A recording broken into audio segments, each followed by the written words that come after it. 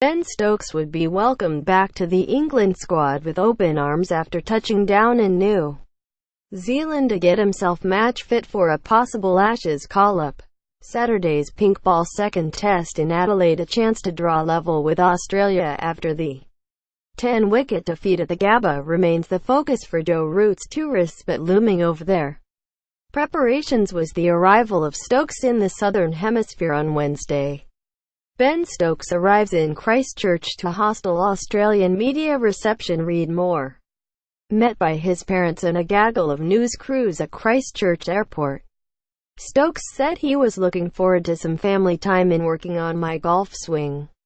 But behind the scenes, provincial side Canterbury were holding a board meeting to decide whether to sign the suspended all-rounder on a short-term deal ahead of a possible comeback on Sunday.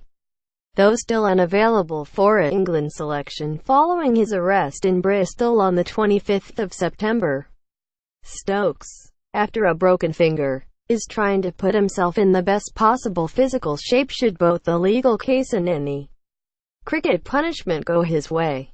The third test at Perth on the 14th of December is a mooted target, but that would need a retrospective punishment. Root's players in Adelaide were, as the England and Wales Cricket Board less convincingly claimed, to be caught unaware by Stokes' movements. Nevertheless, the word from the camp is they want their talisman alongside them on the Ashes frontline. As an England team, we'd like to see him here, said Wokes. As a player, as a friend, I'd like to see him here. No one likes to see what he's been through. Of course, we'd have him here with open arms. I'm sure. Ben's a world-class cricketer and he'd make any team in the world better, so it'd be silly of us to not open it up for him to come into the squad. It's good news for the squad. It doesn't mean he's arriving anytime soon, but at the same it means he's a little bit closer, I suppose. Fingers crossed he can get out there, play some cricket, get some form under his belt, and who knows. Obviously there's still a police investigation going on, so that's completely out of our hands. England could backdate Ben Stokes' suspension to aid Ashes' return. Read more. England's contortions over the matter have dominated the news agenda in Australia.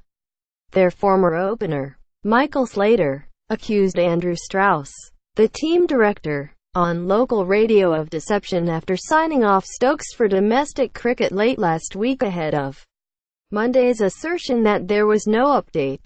Another past player, Mike Hussey, told the Cricket Australia website it was a good move to get Stokes primed in New Zealand in the event of being cleared, while Shane Watson, who featured in the 2013-14 series, said the all-rounder should miss the whole series regardless. In an interview with Sydney's Daily Telegraph, there will be divided opinions at ECB board level, where the public image of English cricket is fretted over more greatly than a team simply desperate to defend the Ashes.